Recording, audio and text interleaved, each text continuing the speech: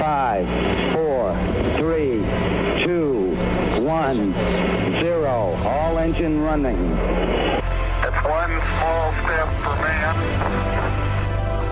It's alive. I'm a beautiful butterfly! This is called gravity. E aí, meus queridos ouvintes desse podcast maravilhoso, sejam bem-vindos a mais um episódio.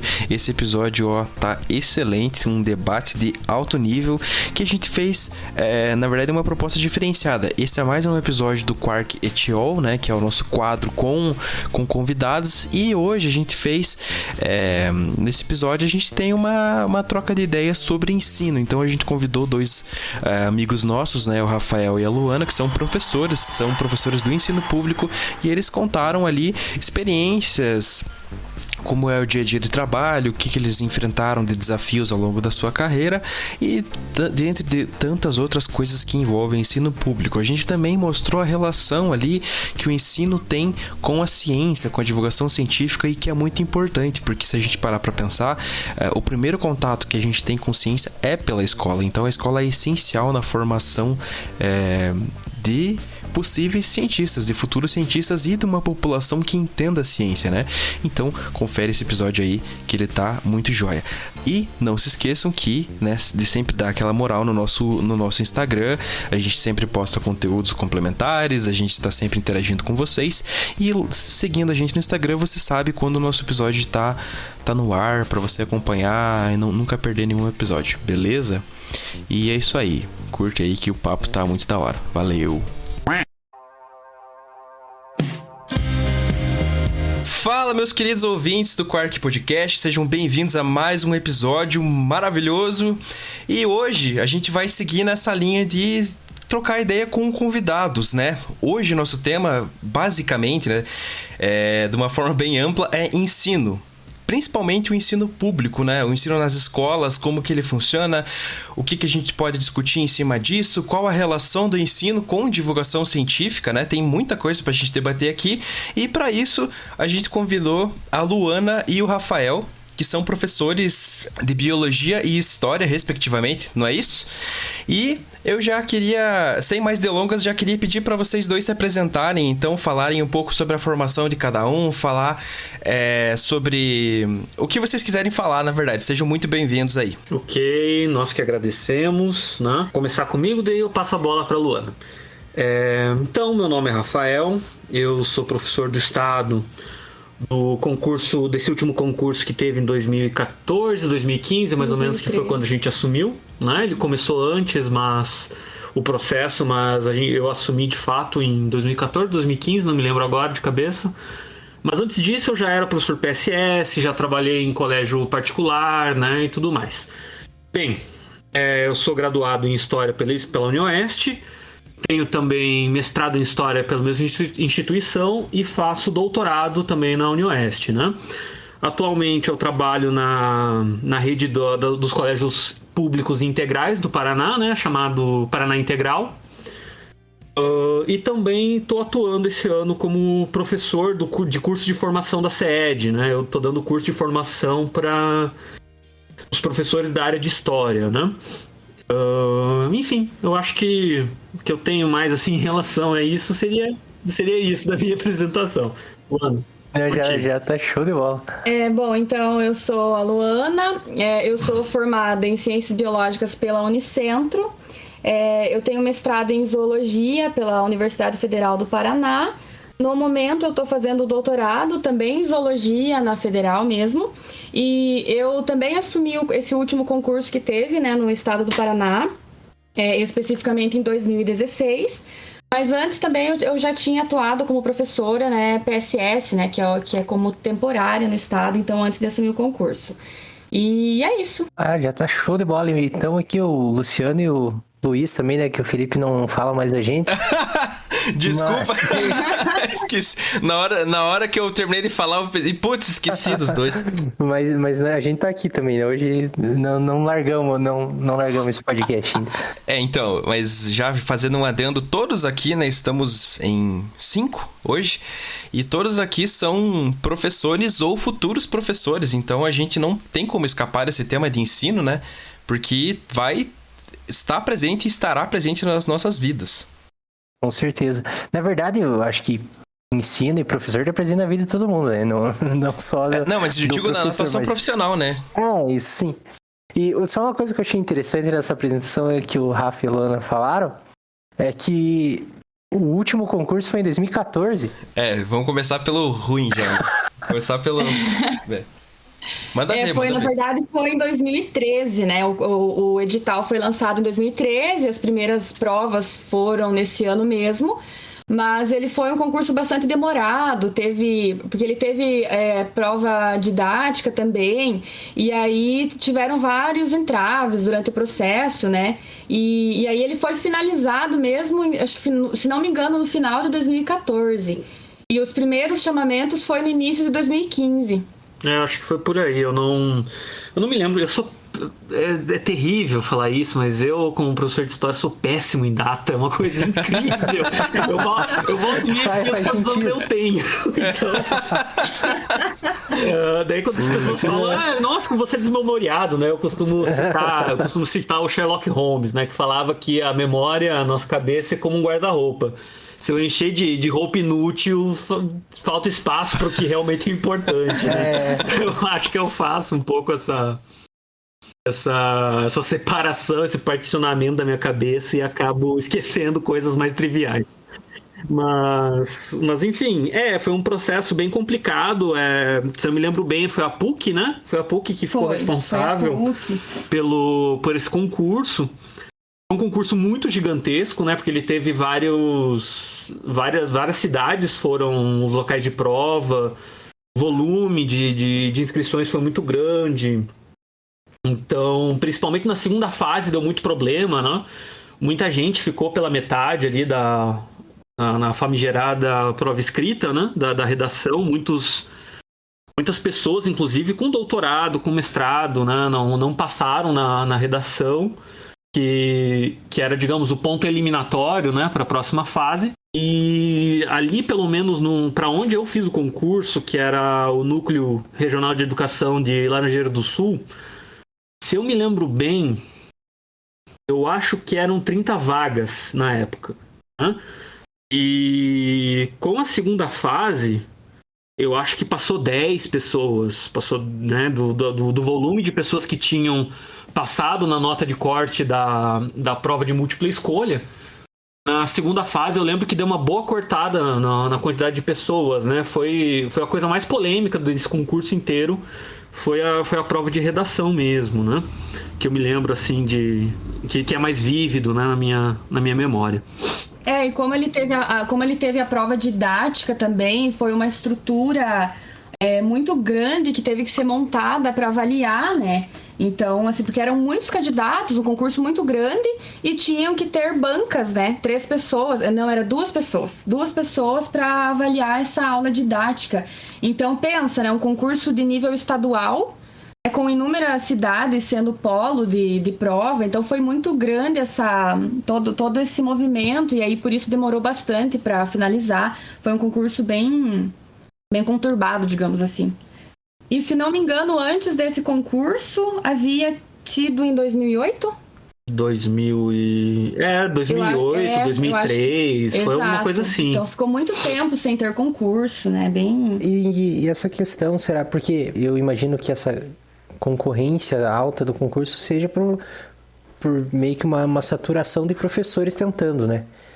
E esse espaçamento grande entre os concursos é por falta de vaga mesmo, ou por um problema, tipo, falta escola para tanto professor, ou é uma questão acima disso, sim? Não é bem isso, né? Porque o número de professores temporários sempre foi muito grande nas escolas. Então, acredito sim que seja mais por uma organização do sistema mesmo.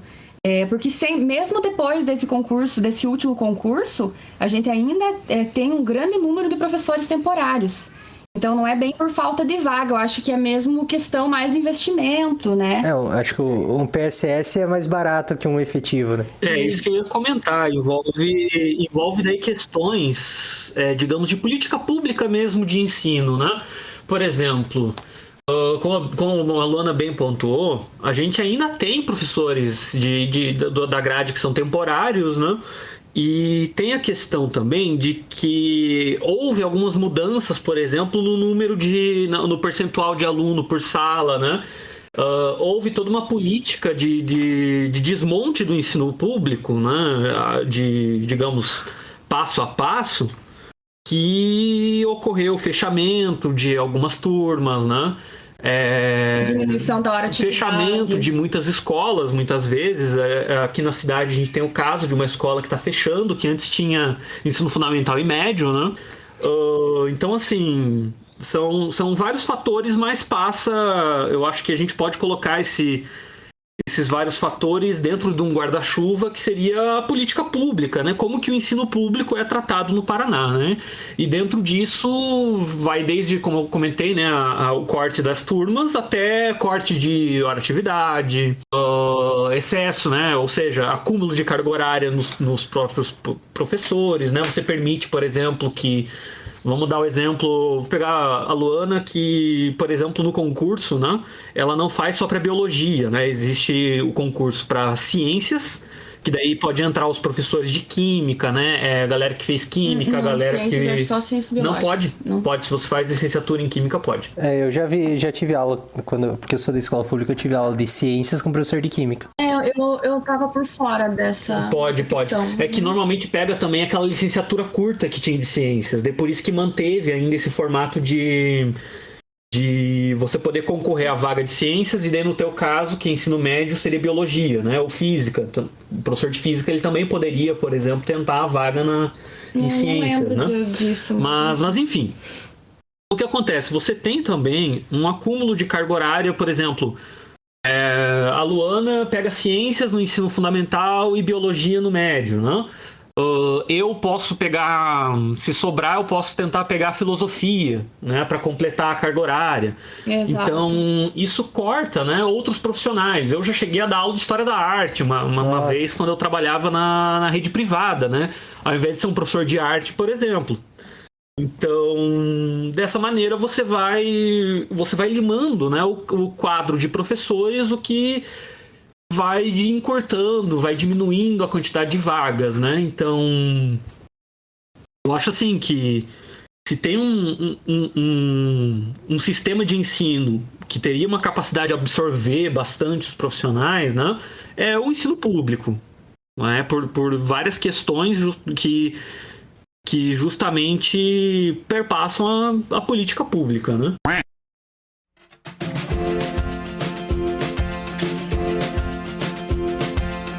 E atualmente não existe, pelo menos no governo atual, né?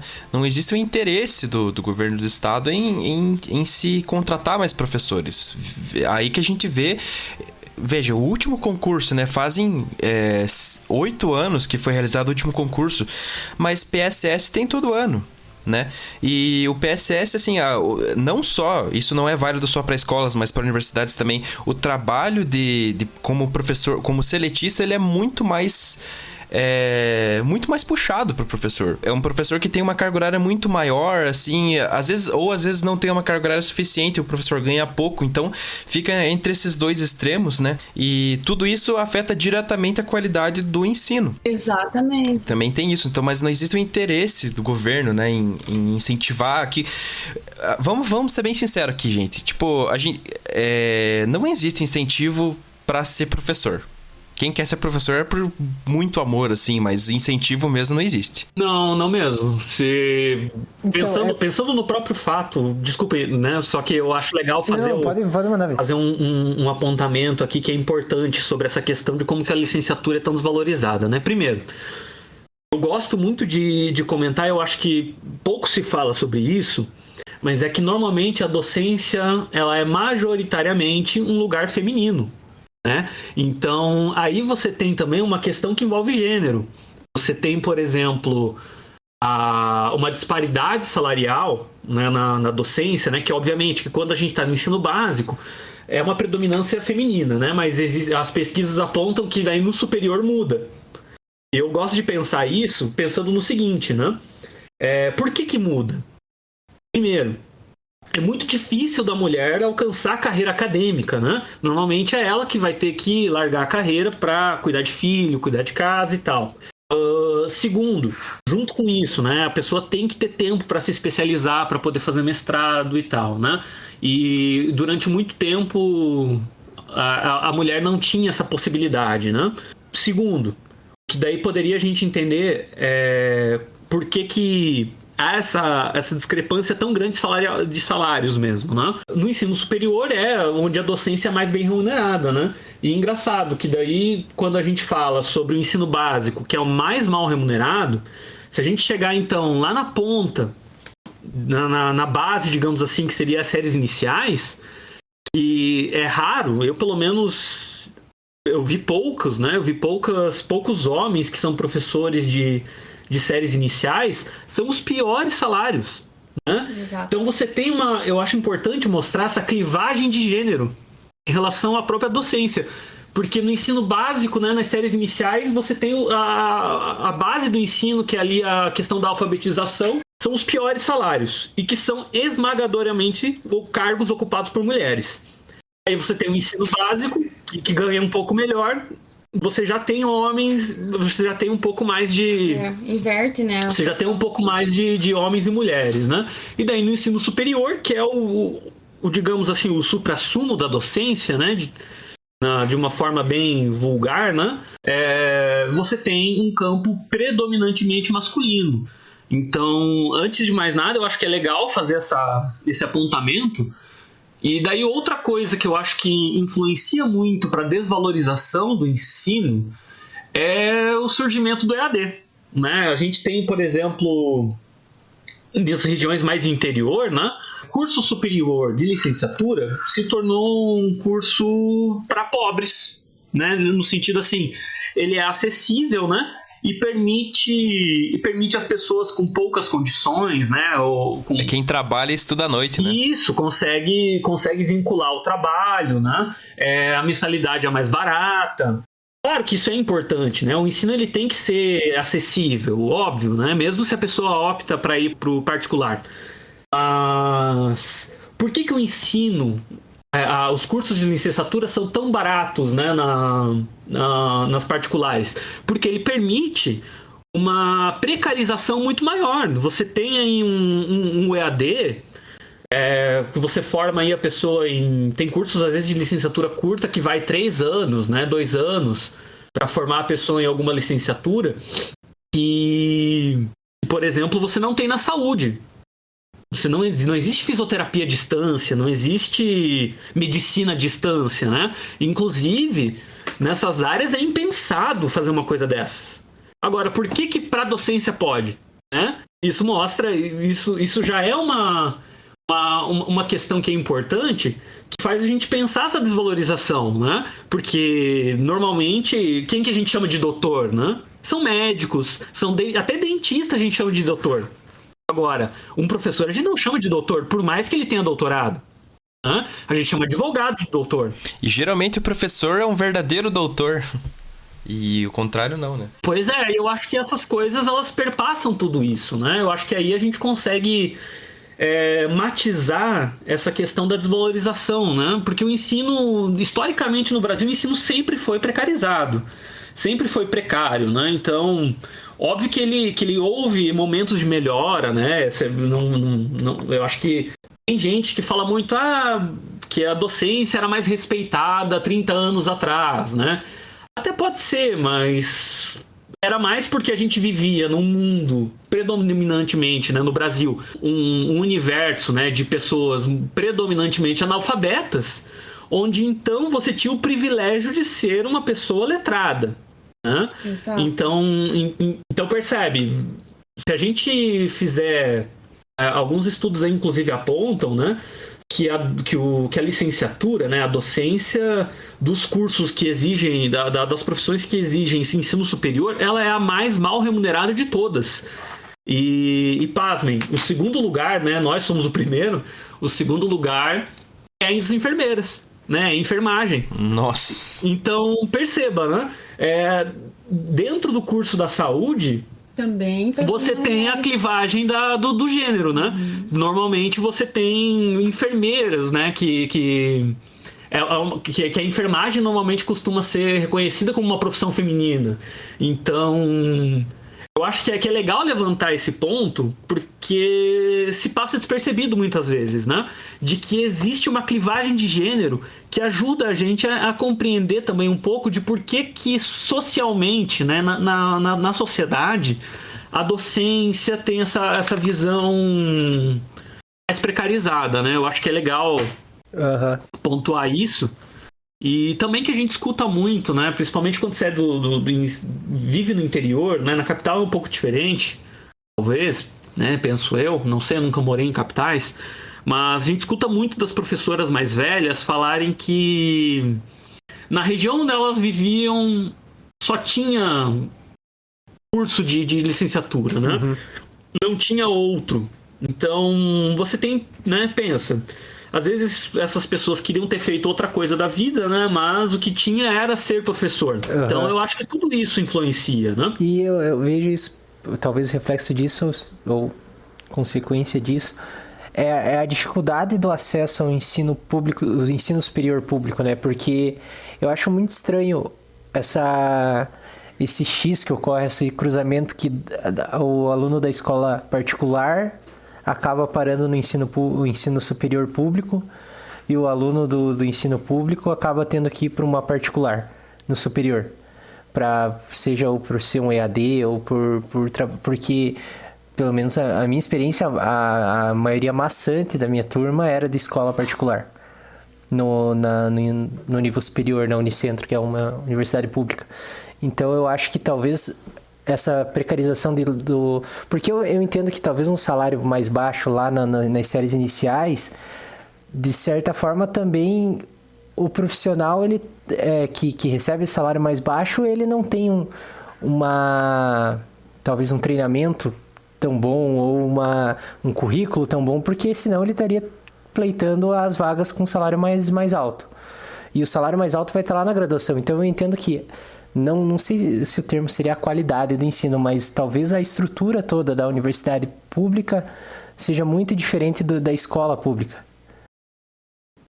Eu não sei se seria exatamente isso, Luiz, porque assim, pelo que eu já vi, desde que eu assumi o concurso, eu trabalhei em várias escolas e muitas delas, às vezes tinha também séries iniciais ou funcionando no mesmo local ou do lado, sabe? E eu via muitos professores mesmo fazendo mestrado muitas vezes e fazendo doutorado. E assim, do que eu tenho experiência, né, do que eu conheço dos meus colegas que trabalham tanto em escola pública quanto em escola particular, nas escolas públicas tem mais professor, mestre e doutor do que eu, né, tô falando da realidade que eu conheço, do que em muitos colégios particulares aqui da região, por exemplo. Então eu não sei se seria bem isso. Eu acho assim que está muito relacionado também à sobrecarga, a própria sobrecarga de trabalho desse profissional, que muitas vezes não vai conseguir se dedicar para estudar para um concurso, entende? E assim, eu até esqueci de comentar ali na hora que eu me apresentei, mas no meu caso, para eu conseguir fazer o meu doutorado, eu precisei fazer o pedido de uma licença sem vencimentos. Então eu me afastei da escola, né, por 2 anos e meio. Essa licença eu posso renovar ela, mas eu não recebo, né, o meu salário de professora. E esse tempo que eu estou me especializando, ele não vai contar nem para o meu plano de carreira, porque o Estado ele não reconhece um diploma de doutorado. E segundo, porque está congelado. E o plano de carreira também agora, ele foi congelado, né? Então, assim, esse direito que o professor tem de se afastar para fazer uma especialização, para fazer um mestrado, um doutorado, o Estado não garante. Então, já fazem muitos anos que o Estado do Paraná não libera professores da sala de aula para poder fazer um curso de especialização assim, nesse nível. Então, eu tive que abrir mão, né, desse momento aí de plano de carreira e tudo por 2 anos e meio. Esse tempo ele não conta nem para minha aposentadoria, para poder fazer o meu doutorado. Mas assim, eu penso da seguinte forma, eu tive essa possibilidade, né? Mas muitos profissionais não têm essa possibilidade de ficar 2 anos sem o seu salário para poder fazer poder fazer um curso assim longo, né? Então, assim, eu vejo assim que talvez não seja isso, não seja a questão da gente não ter professores com mestrado ou doutorado nas escolas. Eu acho que é mais uma questão assim de deficiência como um todo mesmo nesse sistema. Porque aí a gente entra num outro ponto, que cada vez mais os concursos nas universidades eles estão concorridos, por conta de uma concorrência mesmo em todos os níveis, né? Então a gente tem aquela questão assim, aquele aluno que está lá no doutorado, que tem condições de permanecer só com a bolsa de estudos dele lá do doutorado, né? Que ele tem uma estrutura que ele consegue se manter só com a bolsa, consegue se manter estudando, produzindo, escrevendo vários artigos e publicando, etc. Ele vai ser muito mais competitivo do que aquele professor que está fazendo o doutorado e está dando aula, está em sala, Com certeza. Que é o caso do Rafael. O Rafael está fazendo doutorado e não está afastado. Então, assim, que é uma vida completamente conturbada, você não consegue focar em preparar um currículo para ser competitivo na universidade. E aí você se mantém ali no ensino básico. Então é um conjunto de fatores, né, que vai influenciar aí. E o doutorado, ele, só apontar uma coisinha rapidinho, que o doutorado e o mestrado, eles são trabalhos, né? Eles não são, não é um cursinho qualquer. Exatamente. Então, no caso do Rafael ali, que ele tá trabalhando como professor, deve ter que fazer doutorado no período da noite e nos sábados e domingos, então é muito extenuante, né? Exato. Não, já que entramos no ponto como é trabalhar e fazer doutorado, né? Primeiro que eu, durante toda a pós-graduação, eu nunca tive bolsa, né? Tanto no mestrado, eu já tive que escrever minha dissertação enquanto eu estava trabalhando, né? Então, assim, eu nunca tive bolsa, né? Eu nunca pude só estudar durante a pós-graduação. Então... Só estudar, né? Entre grandes aspas. Só estudar, poxa.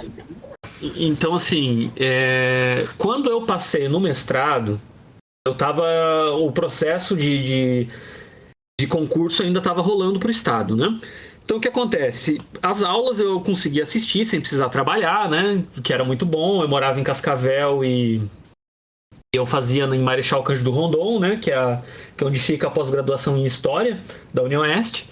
E beleza, né? Era tranquilo, pude assistir as aulas de forma mais tranquila. Mas daí na escrita da dissertação, que já entrou pro 2º ano, aí eu tava trabalhando 40 horas enquanto escrevia. Eu tive que prorrogar o prazo, né? Então eu, na verdade, fiz o meu mestrado em 3 anos. Eu não fiz no prazo normal. Uhum. O doutorado já ficou um pouco mais complicado, porque aí eu vim morar em Laranjeiras do Sul, né? Porque eu vim assumir o concurso. Eu tive que pegar menos aulas para liberar 2 dias sem precisar ir para o colégio, né? E daí o que eu fazia? Eu trabalhava, eu acho que era segunda, quinta e sexta. E daí terça eu ia para Marechal, acordava, eu acho que era 4 e pouquinho da manhã para chegar lá às 8 horas para assistir aula, né? Aí era aula manhã e tarde, até as 5h30. E do dia seguinte também, manhã e tarde até as 5h30, e daí voltava, chegava aqui, devia dar umas 10h30 da noite e ia dormir para daí ir trabalhar no dia seguinte. Então, assim, foi um período muito terrível, né? Eu, inclusive, de tanto viajar à noite, inclusive, eu adquiri uns problemas meio estranhos, assim, de ilusão de ótica. De tanto dirigir à noite, o farol de carro me irrita muito.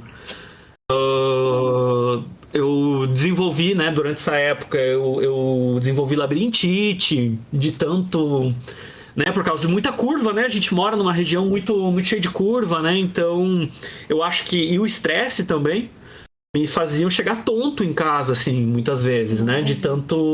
Com náusea até de tanto ficar viajando. E o trabalho do professor tá além da sala de aula, né? Você tem que preparar a aula, você tem que corrigir. Então, você ter o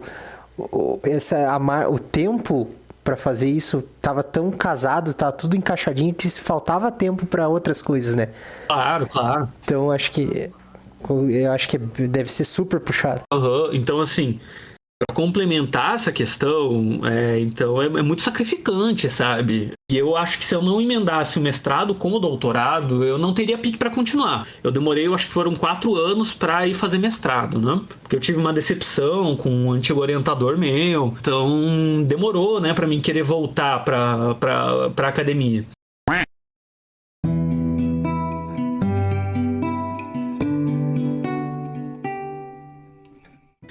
Mas assim, para fechar essa questão de por que nós temos alunos mais do privado do que da rede pública de ensino no ensino superior público, eu acho que envolve também não uma questão só de qualidade de ensino. Porque primeiro, se a gente for pensar dessa maneira, fora algumas redes particulares mais bem conceituadas, né? E olha lá ainda... Porque se a gente comparar o ensino privado do Brasil com o ensino privado na Europa, a gente vai ter uma diferença absurda, tanto em salários quanto em estrutura, né? Principalmente a gente falar, por exemplo, da Inglaterra, né? A maioria dos colégios das escolas particulares, elas são em regime de internato, naquele estilo do filme lá do Sociedade dos Poetas Mortos, né? Aquilo lá é uma instituição de ensino privada, que parece mais uma universidade, né? Se a gente parar e pensar na rede privada de ensino do Brasil, ela não é tão boa assim não, né? Primeiro que nós vamos ter profissionais muito mal remunerados, né? Tirando algumas exceções. Como, por exemplo, a rede marista, né? As redes grandes, bem conceituadas, né? Que não são muitas, né? A PUC, por exemplo, né? Mas se a gente pegar os colégios particulares aí de menor porte, o salário dos professores é muito inferior, né? Eu já trabalhei na rede adventista, né, dos colégios adventistas, trabalhei no colégio adventista de Cascavel, e o salário é extremamente menor do que do ensino público, né? Eles não pagam, inclusive, até mesmo em proporção assim de plano de carreira.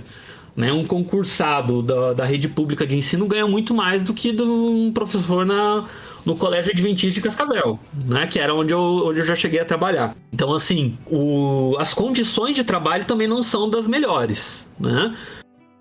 Até mesmo, vamos pegar, por exemplo, né, que normalmente, onde que o professor ganha mais na rede privada? Cursinho. Os colegas que eu conheço, né, que trabalham em cursinho, normalmente eles não dão aula em uma cidade só, né? Não é só em um cursinho.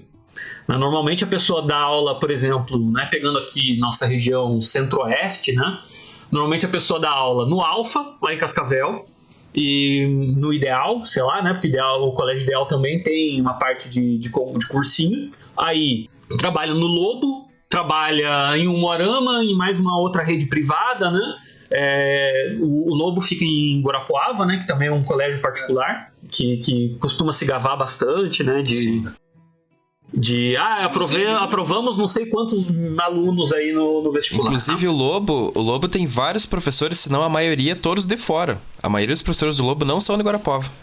Cada dia ele está numa cidade, né? Isso, daí você vê. Esse cara ganha 10 mil por mês dando aula em cursinho. Pô, massa, né?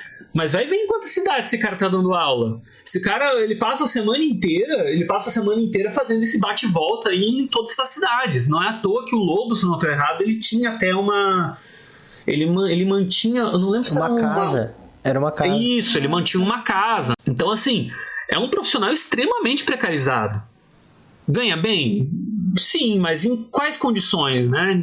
10 mil por mês, mas ninguém comentou quanto que ele gasta em combustível, desgaste, né? De ficar indo pra lá e pra cá.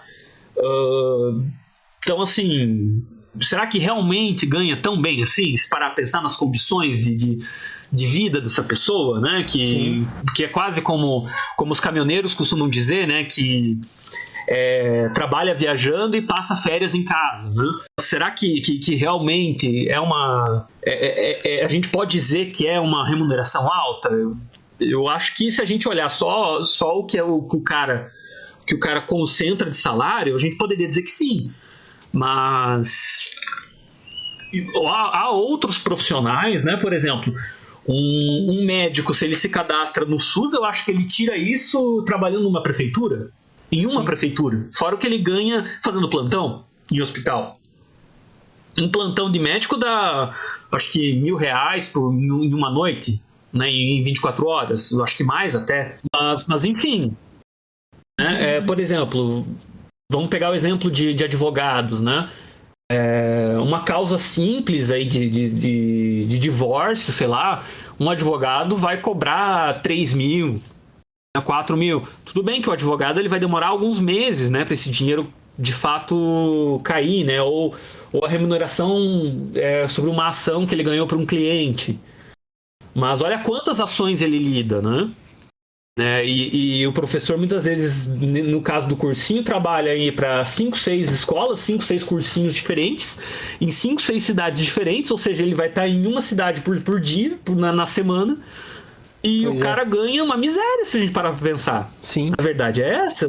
Mas eu acho que talvez o pensamento de quem não conhece a parte do professor pinte, né, nesse momento, de o professor, e que ele tá dando aula em cidade diferente, mas é a mesma aula que ele tá dando para as outras turmas. E acaba que não é bem assim, né, tipo... o professor tem que, além de preparar a turma, ele tem que saber a turma que ele vai lidar, ele tem que... são andamentos diferentes, apesar de ser cursinho e o cursinho ser algo meio parecido, né? Mas, assim, o professor, além dele ter isso, ele tem que preparar aulas diferentes para turmas diferentes. Não é bem assim o que talvez a visão de quem não vive, né, a parte do professor, acabe pensando. Eu acho que outra coisa que a gente deve levar em consideração e que é extremamente importante é a questão social do aluno que está estudando na escola pública e do aluno que está estudando na escola particular. Porque independente de qualquer rede de ensino particular, né, a gente tem dentro da escola pública um universo à parte. Porque a gente tem inúmeras realidades. A gente tem desde aquele aluno que tem uma família super bem estruturada, que vai ter notebook, tablet e celular, e o que mais ele precisar para fazer, por exemplo, agora no ensino remoto, né, para acompanhar as aulas. E às vezes até consegue ter o pai ou a mãe ali do lado dele para acompanhar as aulas, dependendo da condição financeira desses pais. Né? E a gente vai ter também aquele aluno que não tem nem energia elétrica, estudando na mesma escola. Então, assim, eu acho assim, que essa questão do acesso à universidade, né, do aluno que estudou em escola particular a vida toda, conseguir acessar, né, com mais facilidade o ensino superior público, está relacionado com desigualdade social, né, que aí é uma outra questão, a gente entra aí num outro problema que também rende muito assunto, né? E entra... o ensino público tem que dar conta de uma realidade, de questões que envolvem o ensino, no qual o ensino privado não tem problema, né? Por exemplo, você não vai ter no ensino privado alunos que vão para o colégio particular apenas para comer. Porque para ele garantir uma refeição, ele tem que estar no colégio. Isso não acontece no ensino privado. Então você vai ter alunos que de uma carência tão grande no público, onde para ele ter uma refeição que de fato... Muitas vezes tem aluno do ensino público que só come carne na merenda do colégio público. Você não tem essa realidade no ensino privado. Então não tem como você esperar que o rendimento de um aluno nessa realidade vai ser igual ao do ensino privado. Não, é impossível. Não, é incomparável, né? Então esse mito do que o ensino privado é melhor que o ensino público é é o próprio termo mito, né? É uma falsa realidade, é uma mentira. Não tem. Eu não acho. Eu, inclusive, já trabalhei no ensino privado. Eu não acho o ensino privado melhor que o público. Nunca achei. Aham. Porque a única diferença é que você tem alunos que têm menos problemas. Agora, se você parar para pensar que o ensino público, né, lida com todos esses problemas e mesmo assim consegue entregar as mínimas condições, né, as mínimas condições para você conseguir formar um cidadão, né?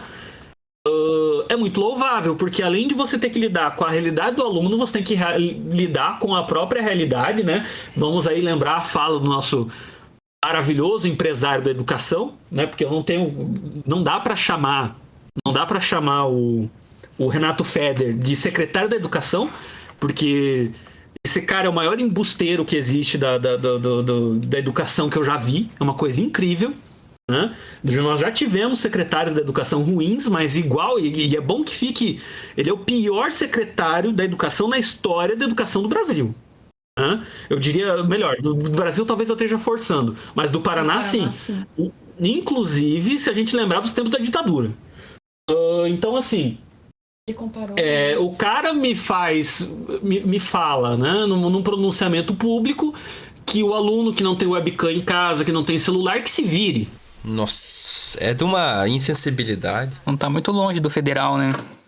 É um reflexo. Esse é o secretário da Educação do Paraná, né?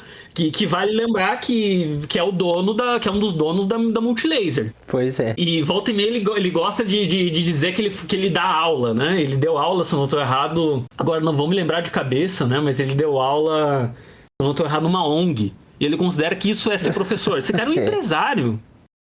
Né? É um embusteiro, não tem outro adjetivo para chamar uma pessoa dessa, né? Que acha que a questão do ensino público se resolve jogando o problema no indivíduo. Se é público, nós estamos falando de um problema de Estado. Esse cara não tem um projeto de ensino público, nunca teve. Então, assim, aí a gente vê a quantidade de problemas que o professor da educação pública tem que lidar, né? E o que o aluno do ensino público tem que lidar, que são coisas que você não vê no ensino privado. Sim. Né? Então, assim, é uma comparação que, se a gente não levar em conta esses pormenores, ela se torna muito, muito injusta, né? A gente não chega nos meandros da coisa inteira, né? Então, pensando tudo isso, né? Pensando todos os problemas que o ensino público tem, é incrível como o ensino público ainda consegue, né, fazer tudo que ele faz. Com certeza. Né? Resgatar aluno. Aprovar no vestibular. Aprovar alunos no vestibular, nós conseguimos também. Sim. Né? É claro que não numa mesma proporção que o ensino privado, mas a gente consegue. E sem falar que muito colégio privado mente, né? Às vezes o aluno veio do ensino público inteiro, fez 1 ano de cursinho no Alfa, passou, virou aluno do Alfa. Entrou para a estatística do Alfa. Né? Ou do Lobo, né? Para lembrar de outro grande aí de Guarapuava, né? Que é onde vocês moram. Então, assim, poxa, né? Que estatística é essa, né? Que aluno do privado é esse? Que, na verdade, passou a maior parte da vida do tempo dele estudando num colégio público, foi fazer um cursinho, nossa, estudou desde criancinha na rede privada, né? Vamos considerar ele nos nossos números. Pois é. Então, assim, é muito mentiroso, né? Eu acho que é mito. É igual a gente falar da privatização dos Correios, né? Achar que, nossa, os Correios entregam um serviço terrível. Cara, uma vez eu pedi uma encomenda pela Jedlog, eu queria matar a galera da Jedlog, que é um negócio de entrega privada. É terrível. O atendimento dos caras é nojento. E você quer dizer que os Correios Não, mas talvez o problema que ocorra no Correio, os problemas que ocorram, de certa forma, é intencional. Porque se os caras querem privatizar, eles têm que sucatear antes para ter um motivo. Com certeza. Pra privatizar. Exato, é um projeto. Isso acontece não só no Correio. Não, né? mas eu acho aí que tá. Eu acho que com a educação é mais ainda, cara. A educação é sucateada muito, muito antes que os Correios. Sim. E o Paraná tem uma tradição aí de governos, né, abertamente liberais, assim, que não tem interesse no ensino público. Eu acho que foi o Darcy Ribeiro que falou, né, que a péssima qualidade, né, digamos assim, os péssimos resultados do ensino público não é um acaso, é projeto, é intencional. Não tem como a gente ver todos esses problemas e não falar que, poxa, né, se nós estamos falando de política pública, se não existe vontade política para pensar um projeto de qualidade, é óbvio que ele não vai ser de qualidade. É projeto.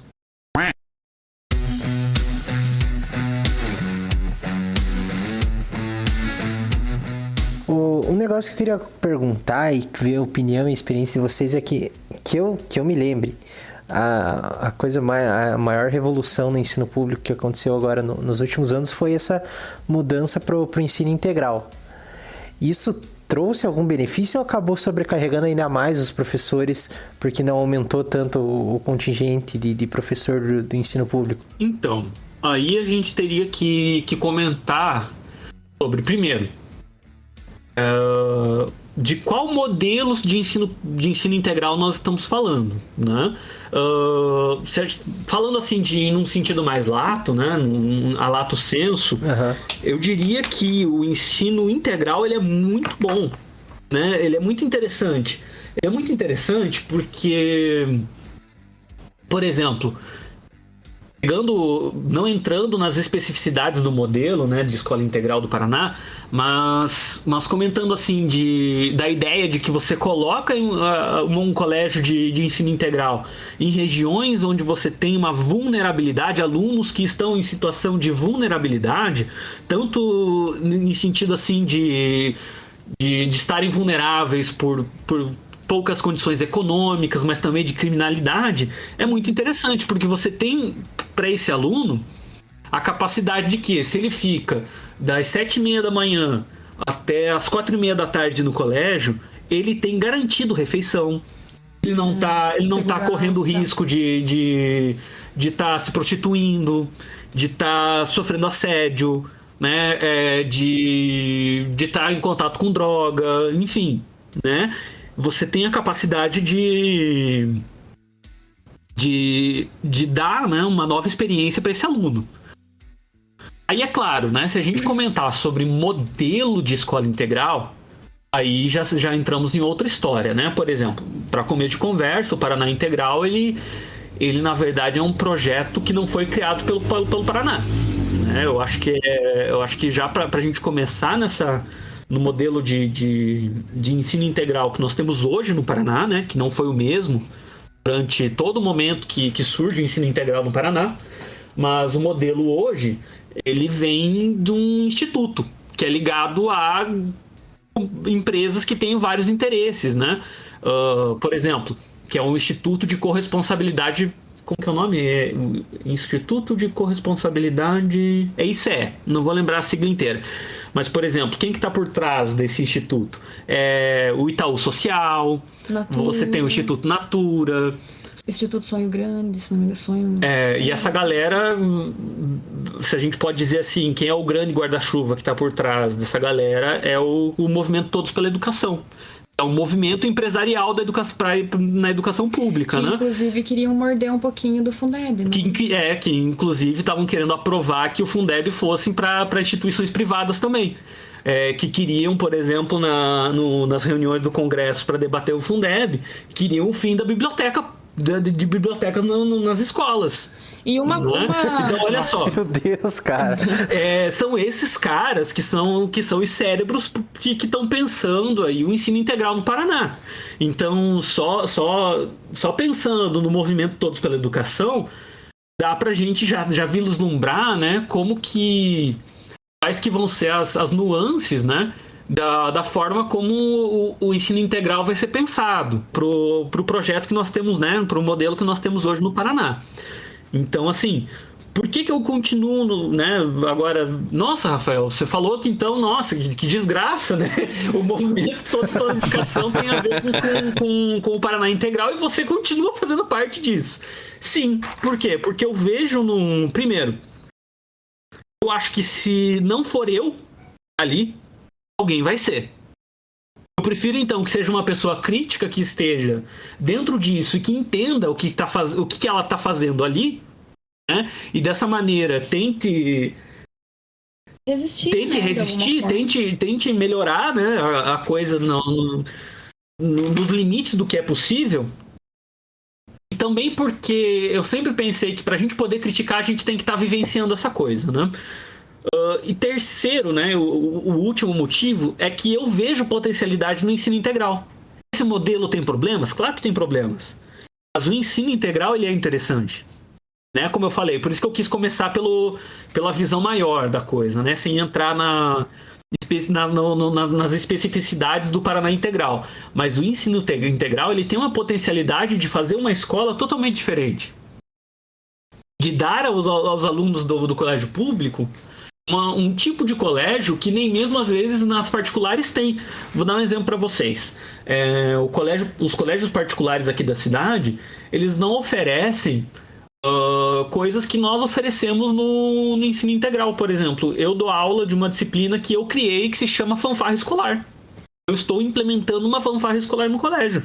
São pouquíssimos os colégios que têm banda hoje em dia, banda escolar.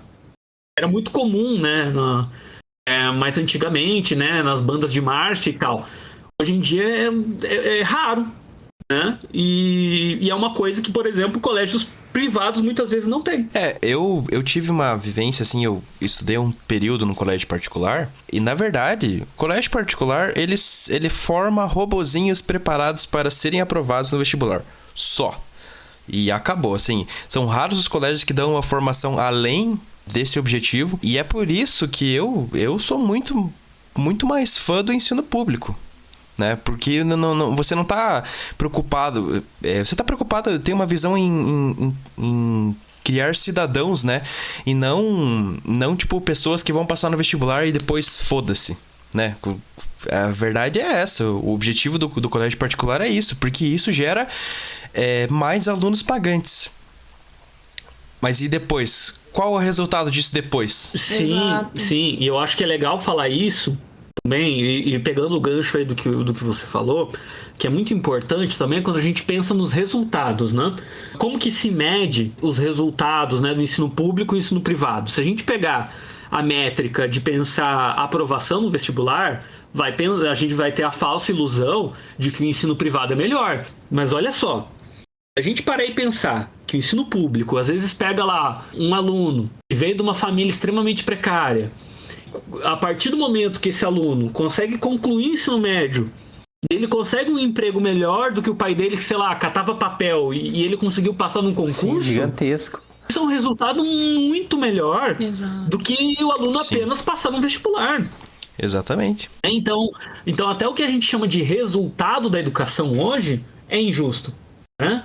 É um modelo de pensar o aluno como um cliente, né? E não pensar que eu tenho que formar um cidadão, né? Que eu tenho que formar um ser que entende o seu papel enquanto cidadão, né? E que pensa e atua no seu país. O ensino privado não faz isso. O problema é que você ensinar o cidadão a pensar, você vai estar criando comunistas para a população. Você vai estar... Aí a gente entra na questão mesmo, né, do porquê. Na verdade eu até fui um pouco... Eu acabei generalizando um pouco, né? Claro que tem colégios privados que não pensam nessa lógica tão privatista assim, né? Principalmente, e é muito engraçado, os colégios... pode parecer, digamos, até uma contradição, né? Ou talvez algo que surpreenda as pessoas, mas normalmente os colégios de orientação católica, né? Eles procuram ter uma visão de formar alunos críticos. Eu gostava muito de trabalhar, quando eu trabalhava no ensino privado, eu gostava muito de trabalhar com o material do Dom Bosco, que é o material que vem para as escolas, se eu não estou errado. Eu não me lembro agora se o Marista usa Dom Bosco, mas normalmente colégios, né, ligados à Igreja Católica, né, sistema PUC de ensino para costumam usar as apostilas do Dom Bosco. Eu dava aula, por exemplo, num colégio em Cascavel que era de confessional, né, que se chama, que esse é o nome mais correto, católico, e trabalhava filosofia no ensino fundamental. Noções de filosofia, eu dava aula de filosofia. Então, olha só que bacana. Então, não, né, só fazendo aí um adendo, né, eu estou falando, né, a grosso modo da rede privada, né? Se a gente falar da indústria de cursinhos, aí realmente é nu e cru essa questão de que o resultado é vestibular. Pronto, acabou. Não me importa da onde que vem o aluno, não me importa para onde ele vai. Desde que ele faça na inscrição no vestibular e eu consigo usar isso para publicidade, é o que tá valendo. O quão preso o professor de ensino público está em relação ao conteúdo, sabe? Porque a minha vida inteira eu estudei ensino público e eu só fui ter contato com não só a linguagem científica, mas o método científico, entendeu? Essa questão toda eu só fui ter contato depois que eu entrei na universidade. Eu acho que talvez, não sei se isso é uma coisa que o professor da rede fundamental e média não faz parte do que ele tem que passar, ou porque eu entendo que seria muito, muito interessante. Tipo, eu entrei na faculdade e no primeiro ano um professor pediu para fazer uma revisão bibliográfica no modelo científico da ABNT e eu não sabia nem fazer introdução, metodologia, materiais e métodos, né, resultado de discussão, jamais tive esse contato. E eu vejo que hoje meu irmão mais novo, ele tá fazendo ensino médio me fugiu o nome agora, o ensino médio da Federal, Instituto Federal? Os Instituto Federal, isso. Ele está fazendo ensino médio no Instituto Federal e ele já tem essa linguagem científica nos trabalhos que ele faz, assim, apesar de ser um trabalho de uma disciplina mais simples, ele tem toda essa metodologia científica para escrever e para fazer ele. Então, assim, nos últimos anos tiveram algumas mudanças, assim, nessa parte, Luiz. Mas, por exemplo, você comentou, né, do ensino integral. Uma das coisas bem legais é que no currículo da escola integral, a gente tem algumas disciplinas voltadas especificamente para isso. Então, por exemplo, quando eu dei aula em 2019 numa escola integral e eu era professora de uma disciplina, mudou o nome da disciplina, mas atualmente tem pensamento científico, uma disciplina, e práticas experimentais, que é outra disciplina. Então, o aluno, além dele ter ciências lá no ensino fundamental, ele tem mais essas duas disciplinas. Então, é muito legal, porque o professor vai trabalhar lá o seu conteúdo, né, na aula de ciências, e aí depois ele consegue levar o aluno num período específico para trabalhar isso em laboratório. Então, isso é um ponto positivo muito legal, né, na parte de alfabetização científica mesmo, né? Que é um diferencial, assim, do colégio integral. Mas, voltando ali na questão que você falou, né? Do quão engessado o professor tá na questão dos conteúdos. Aí a gente entra num outro problema, que é a sobrecarga de trabalho que o professor tem, né? Que muitas vezes não permite esse professor conseguir nem mesmo preparar a sua aula, né?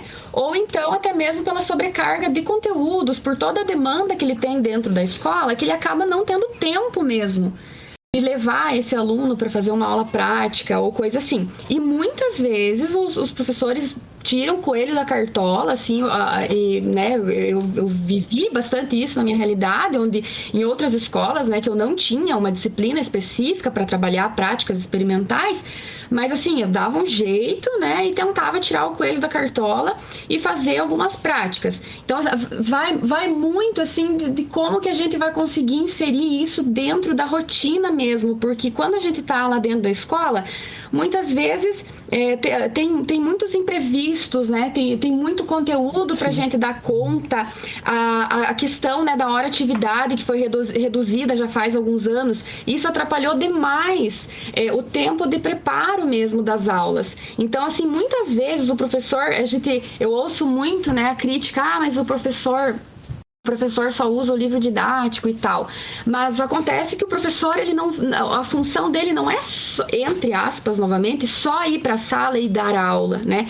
Ele tem provas para corrigir, ele tem que preparar provas, preparar trabalhos, né? Ele tem questões burocráticas dentro da escola, ele tem que, na hora da atividade dele, ele tem que conversar com o pai, com uma mãe, né? Que, teve um problema lá com um aluno, precisa conversar com os pais. Ele tem reuniões, né? Ele tem outras atividades, né, que vão sobrecarregar esse profissional. E aí, quando a gente pensa, por exemplo, no corte de hora-atividade, o que isso significa? Significa que o professor perdeu aulas que ele teria para preparar, né, as atividades que ele vai levar para a sala de aula, e ganhou mais turmas e mais alunos. Então, se ele tem mais aluno, ele vai ter mais prova para corrigir, mais trabalho para corrigir, né? Depois eu vou fazer aqui uma continha rápida, eu falo em números para vocês o quanto de atividade e prova que um professor corrige por trimestre, assim, só por curiosidade. Depois eu penso aqui rapidinho e falo pra gente. Então, o que acontece? Muitas vezes o professor não consegue. Não é que não está previsto lá no conteúdo, né, lá no currículo, mas muitas vezes o professor não consegue mesmo.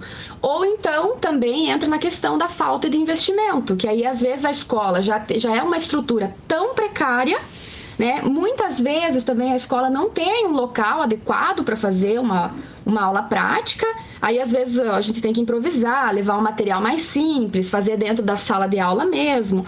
Então, assim, é um conjunto de fatores, né, que muitas vezes acaba fazendo com que o professor não consiga desenvolver mesmo esse trabalho ali da melhor qualidade, sabe?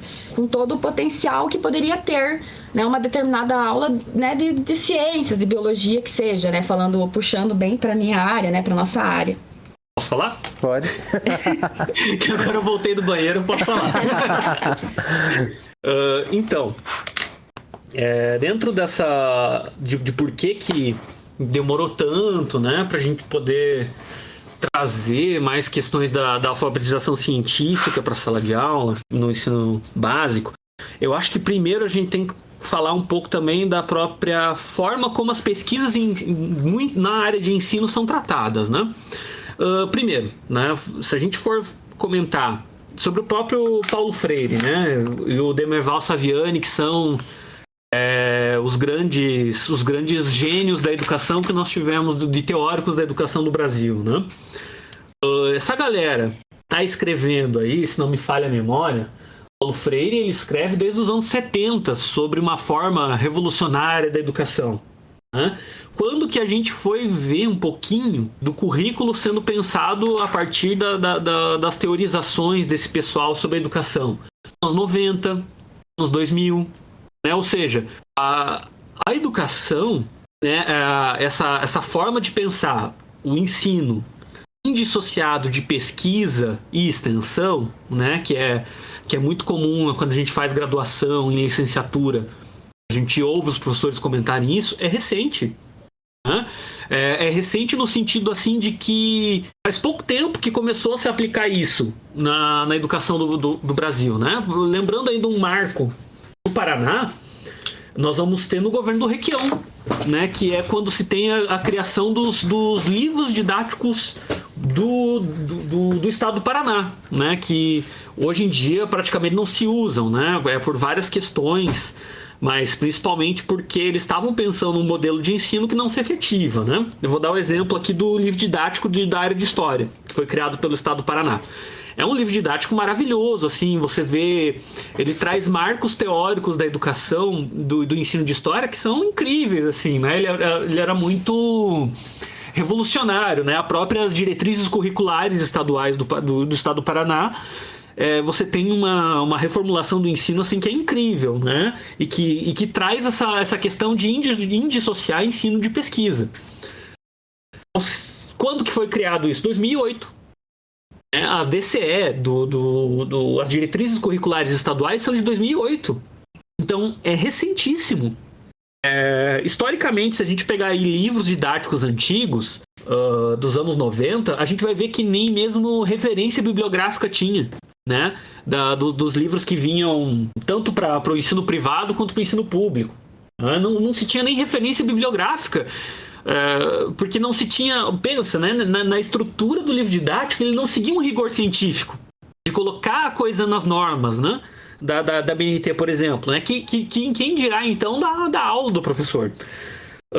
Outra coisa, e daí entra, né, a própria questão de por que o ensino integral é legal, né? Porque você tem disciplinas de alfabetização científica específicas para isso, né? Mas se em 2008, no Paraná, nós tivemos um momento de expansão, digamos, dessa questão de pensar em ensino e pesquisa, agora nós estamos vivendo o retrocesso disso, né? A aprovação das bases nacionais, das bases da BNCC, Base Nacional Curricular Comum. Nunca lembro a sigla certinha. Ela é baseada num enxugamento curricular. O conteúdo está extremamente mais comprimido.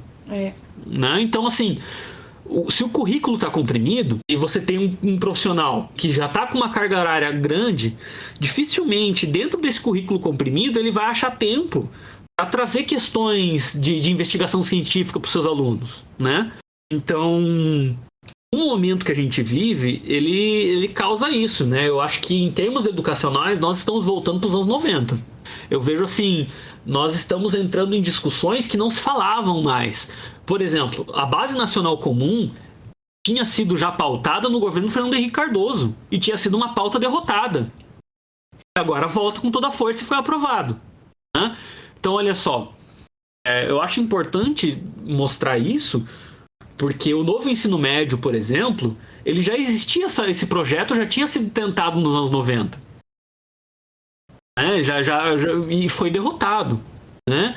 Tanto pelo próprio movimento que a Confederação Nacional dos Trabalhadores da Educação tinha feito naquele momento, a CNTE, outros órgãos, né, das instâncias educacionais que envolvem os profissionais da educação, né, tinham conseguido força, né, tinham conseguido barrar esses projetos. Só que agora, com toda essa escalada do autoritarismo, do conservadorismo no Brasil, essa galera nadou de braçada, né? Na destruição do pouco que se tinha conseguido avançar no ensino no Brasil.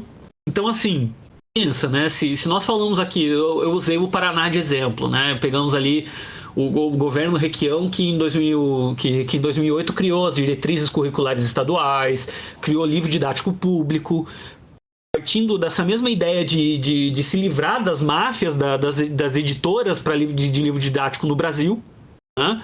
Tentando criar material didático feitos pelos professores da rede pública de ensino do Paraná, para os professores da rede pública do ensino de Paraná. Então, assim, são projetos que não existem mais. Que foi o pequeno avanço que a gente teve, e que mesmo assim foram muito complicados, né? Por exemplo, na área de história, o livro didático ele era muito legal porque ele não era organizado cronologicamente, né? Você não pegava lá, começava a pré-história e ia até os tempos de hoje. Ele era por temática. Você tinha lá relações de trabalho, relações de poder e relações culturais. E dentro da temática você ia trabalhando as questões, né? E daí você fazia a ligação, né?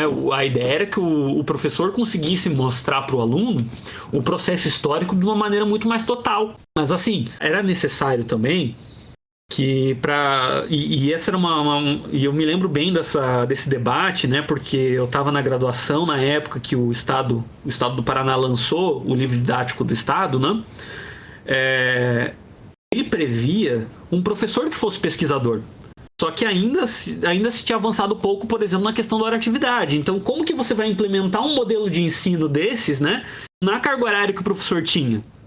E então acabou que mesmo sendo um projeto muito legal, dependia de você criar condições para você ter um professor que conseguisse ser pesquisador, né, para trazer essas pesquisas e produzir conhecimento com seus alunos.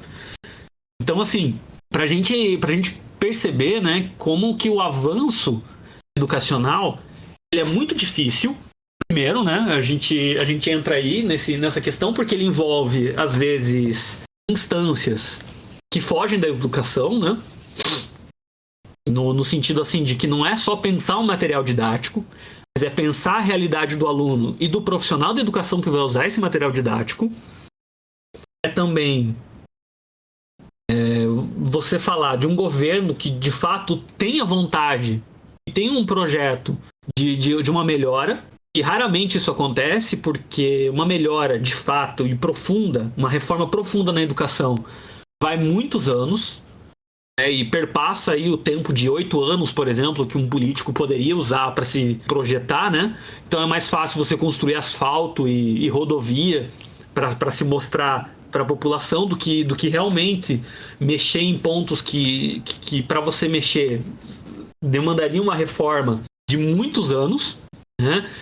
E a gente poderia até colocar que a própria saúde tem esse problema, né? A própria saúde pública também sofre desse mesmo mal, que são pontos, né, que para mim fazer e melhorar a qualidade da forma, né, de realmente algo que mexesse nos fundamentos daquilo, né, e realmente melhorasse, é muito difícil.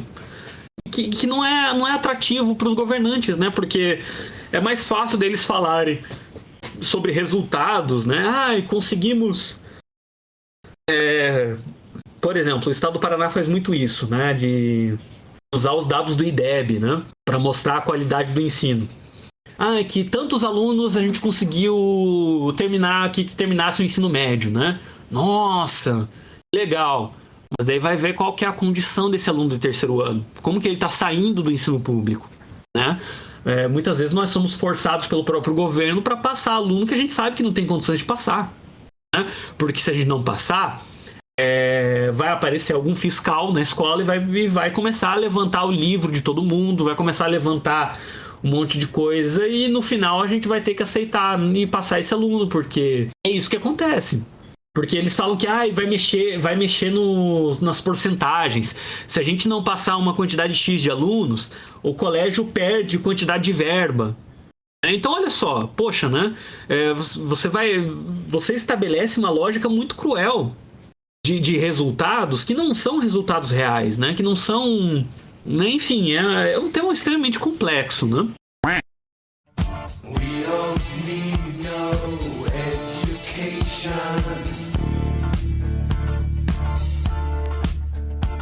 Eu acho que você falando assim dessa parte de ter que passar os alunos, né, ser meio que forçado, acho que foi meio isso que aconteceu ano passado, onde a pandemia fez todos os professores passarem a dar aula online, né, a partir do momento que ficou decidido isso.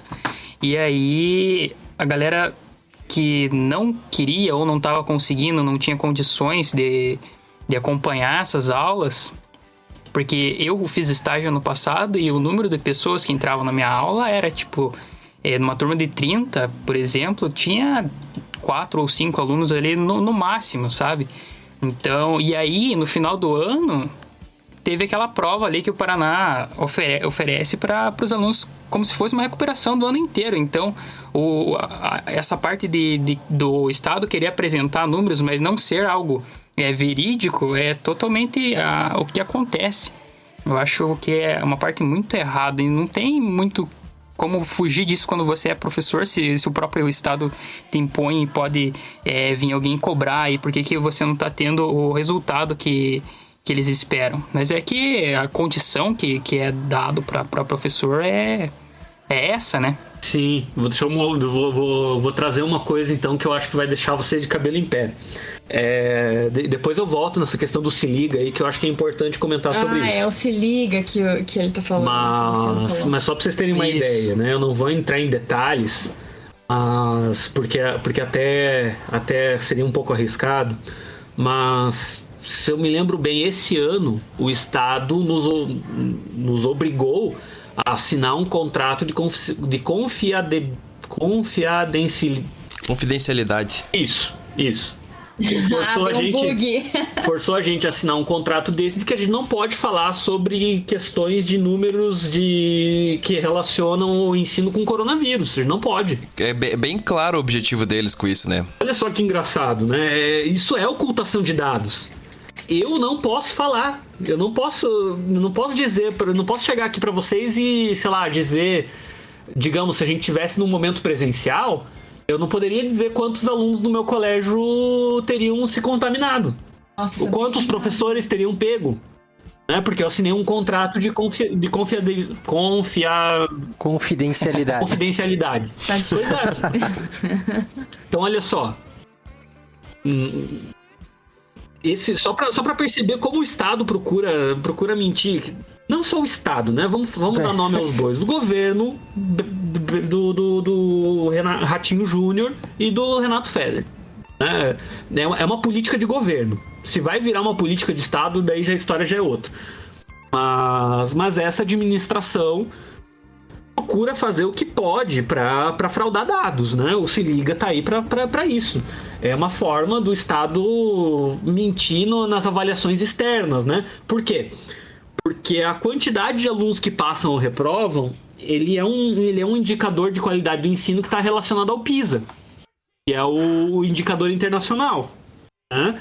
Que, enfim, está ligado ao Prova Brasil, que está ligado aos índices do IDEB, né? E tudo mais. Então, assim, o Se Liga serve para isso. Você não está recuperando conteúdo com o aluno, você não está fazendo esse aluno recuperar realmente esse conteúdo que ele aprendeu. Você está transformando a escola numa máquina de passar aluno. Na verdade, eles querem números, mas na hora de trazer o investimento mesmo para dentro da escola, né, de dar as condições para o professor desenvolver um trabalho de qualidade, né, como a questão da hora-atividade que eu já mencionei. E também eu lembrei de uma coisa que a gente comentou lá no início, né, na questão dos professores PSS, né, os temporários, eles tiveram corte salarial nos últimos anos também, né? Então, assim, além desse profissional não ter um plano de carreira por conta dele ser temporário, né, de não ter concurso para efetivar toda essa galera, a gente ainda tem esse achatamento no salário. Então, assim, investimento mesmo para a gente ter qualidade e números reais, a gente não tem. Mas aí a gente tem que ficar forçando a barra para maquiar as coisas, né? Então isso tudo é muito triste, é muito frustrante, né? Essa questão de maquiar, só uma coisa que aconteceu, que eu presenciei, que foi muito absurda. Quando eu tava se não me engano, na 8ª série do ensino médio, que agora acho que é 9º ano, alguma coisa assim. Isso, é 9º ano. Tava tendo aquela... Eu não lembro o nome, mas eram essas provas que o Estado, não sei se é o Estado ou o governo federal que faz de avaliação da qualidade do ensino na escola, lá, não sei qual que é o termo, mas é uma prova que acontece a cada não sei quantos anos e os alunos fazem. Não sei se ainda existe Prova Brasil, isso. será? Era algo nesse sentido, não vou confirmar porque eu não tenho certeza, mas eu acho que era. E... Tem o SAEP também, que tinha sido criado pelo Paraná. Ah, o Paraná, não sei. Ele criou alguns instrumentos de avaliação internos, né, para projetar os dados possíveis nas avaliações externas, né, que por exemplo seria o IDEB, a Prova Brasil. Eu acho que era IDEB, não tenho são certeza. Indicadores nacionais. Mas enfim, nessa época eu estudava num colégio público em Curitiba, que era um colégio bem conceituado, né, dentre os públicos, que era o Santa Cândida. Aí, misteriosamente, assim, alguns dias antes, poucos dias, era questão de uma semana antes da data da prova, não sei por qual motivo, os diretores, a coordenação lá da escola falou que foi feito um sorteio e no dia da prova alguns alunos iam ter umas atividades diferentes para fazer lá no ginásio, tipo uma gincana. Eles sortearam alguns alunos porque não eram todos que podiam fazer a prova e tal. E esse sorteio sortearam magicamente os alunos com menor rendimento das turmas. Então, tipo, eu lembro que até um professor na época ficou indignado com isso e falou: meu Deus, gente, essa prova todo mundo tem que fazer, não é quem eles querem que faça, porque ficou muito nítido, assim, o sorteio era... Quem tinha sido sorteado era os repetentes, essa galera, assim, que não rendia tanto, não ia fazer a prova, ia ter outra atividade pra eles fazer, que ia ser uma gincana pra eles participarem no ginásio. Fiada, puta. Pois é, por que o colégio faz isso? Justamente por medo de perder verba. Pois é. Então, como é que você quer um indicador, como é que você quer realmente avaliar a condição do ensino público no Paraná, sendo que você coloca uma arma carregada contra o profissional da educação? Pois é. Se você falar tal coisa, você vai ter verba cortada do teu colégio. E detalhe que a verba já não é suficiente, né? Então, assim, é uma situação muito complicada mesmo. É colocar o profissional como um refém, né? É a mesma coisa que que pro ensino superior era aquela... Como que era o nome da prova? ENAD? O ENAD. O ENAD. Né? O ENAD tinha uma época que também ele se baseava nessa mesma ideia, né? Tanto é que até mesmo a USP, antigamente, o reitor proibiu o ENAD dentro da USP, né? A USP era uma das faculdades que tinha a pior média do ENAD. Pois é, velho. Quer dizer que a USP é ruim? Teoricamente não, né? Pois é, mas assim, só para encerrar a questão que eu ia falar do Se Liga, por exemplo, no primeiro ano que o Se Liga foi implementado no Paraná, ele era opcional, né? Em tese, ele é opcional. Só que, por exemplo, eu e mais um grupo de professores nos recusamos a fazer. Escrevemos, inclusive, um documento, né, de por que a gente estava recusando, citando a LDB, citando todos os marcos legislativos da educação do Brasil. O diretor do colégio nos obrigou a assinar uma ata de recusa. Olha só a pressão. Eu tenho que assinar uma ata contra mim mesmo. Sim. Tanto é que daí, por isso que a gente fez esse documento, porque daí na ata a gente anexou todas as leis cabíveis para mostrar que a gente tem liberdade de cátedra e várias outras coisas, e por causa disso nós podíamos nos recusar a fazer o Se Liga.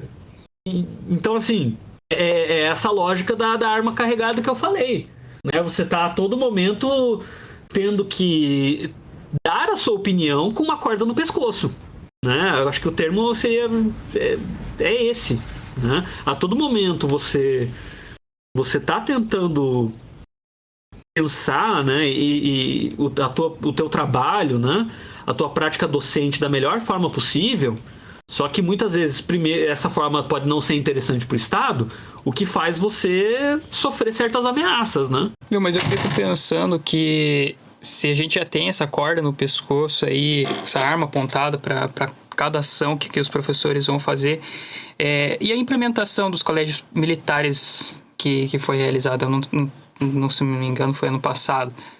O que pode acontecer de diferente dentro dessas... Por que foi... Na verdade, as pessoas que estão olhando de fora começam a pensar é importante ter os militares presentes dentro da instituição, porque vai colocar a galera que é bagunceira aí no lugar. Mas eu não sei se acaba sendo muito isso, porque se já tem a redução de carga horária de disciplinas como filosofia, sociologia, essa parte de militarização não me cheira muito bem para a finalidade do social dos alunos. Sobre colégios militares, eu já tinha me afastado da escola, né? Então, assim, eu fiquei bem por fora desse debate, não consegui ter tempo de acompanhar, né? Mesmo estando fora da sala de aula.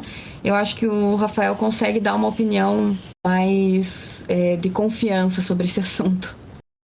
Então, na verdade, teve uma época que eu tava mais atinado com pormenores, né? Eu confesso que o que acontece? As modalidades mais que fogem do ensino regular do público acaba ficando muito isolada nela mesma, né? Então, por exemplo, como eu sou professor do ensino integral, a gente fica muito preso em pensar o ensino integral e acaba tendo raros momentos de trocar informações com os colegas que estão nas outras formas, né, no regular ou no cívico-militar. Mas assim, eu acho que, primeiro, o cívico-militar ele veio muito numa propaganda de acabar com a indisciplina, né, dos alunos. Mas o que é a indisciplina em sala de aula, né? Ela é um reflexo do que o aluno vive fora do colégio. Então, assim, a única coisa que você está fazendo não é que você está acabando com a disciplina, você está oprimindo ela, né? Fingindo que ela não existe. Porque você vai... Se a realidade, se as condições de vida do aluno, né, implicam no ensino, né, e isso já está super bem fundamentado, né, em todas as pesquisas de educação que a gente tem, né? Que não tem como pensar o ensino público sem pensar questões como desigualdade social, criminalidade, né? Enfim, todas essas questões, o que você está fazendo é apenas dando um cala-boca, né? E a escola vira um aparato de repressão, né? Isso, em algum lugar, isso vai estourar. Mas então, assim, eu não tenho muitos dados, né, e nem contato com o pessoal que está nas cívico-militares aqui da região. Então, eu não sei o que está acontecendo lá de fato. Né? Eu não poderia comentar muito sobre isso. Mas tem uma coisa que eu acho muito sintomática de como que o governo hoje não sabe sobre o que fala quando fala sobre ensino. É que, por exemplo, nas propagandas, né, que o Ratinho Júnior e o Renato Feder faziam do ensino cívico-militar, eles gostavam de falar que agora o aluno vai ter aula sobre educação financeira, vai aprender a cuidar do dinheiro, vai ter aula de educação moral e cívica. Não era bem esse o nome, né? Mas, enfim, meio que requentaram a educação moral e cívica que existia na época da ditadura, né? Ele vai aprender sobre o funcionamento dos 3 poderes. Nossa. E para que serve, não sei o que, não sei o que. Eu fiquei pensando assim, poxa, eu sou professor de história. Eu ensino a teoria dos 3 poderes no 8º ano e no 2º ano do ensino médio, porque é conteúdo curricular, tá? É currículo da educação em história, ensinar sobre Montesquieu ou Rousseau, né? Montesquieu, que é o cara o principal teórico da ideia dos 3 poderes, né? Eu falo sobre isso em sala de aula. Então, peraí, como assim? É novidade? É novidade. Na escola cívico-militar, isso é pra novidade. ver como esses caras não sabem o que falam quando falam de ensino. Eles não sabem. Gostam de dizer que o professor está doutrinando o aluno na sala de aula, mas na verdade são eles que estão escondendo que o projeto deles é justamente é um projeto que tem como interesse o fim do livre pensamento dentro de um colégio, né? Porque eles não querem saber de que deputado entre dentro de um colégio e seja recebido com vaia. Exatamente. Na verdade, o que eles querem eles estão tentando pôr em prática uma ideologia bem mascarada, né? Com certeza. Eles causam uma desconfiança, né, da imagem do professor, falando, né, colocando esse tipo de ideia, né, para a população no geral, acreditar que na verdade o que eles estão fazendo é isento, é nulo, e na verdade não é, né? Tem todo um projeto escondido por trás disso, né? Nem mesmo estatística é neutra. Vocês que são de uma área mais matematizada, digamos assim, sabem que a estatística não é neutra, vai depender da forma como eu capturo o dado. E o dado sempre é capturado por um ser humano. Por mais que a gente use ferramentas de computação, o dado a forma de capturar o dado é uma escolha, e é uma escolha humana, né?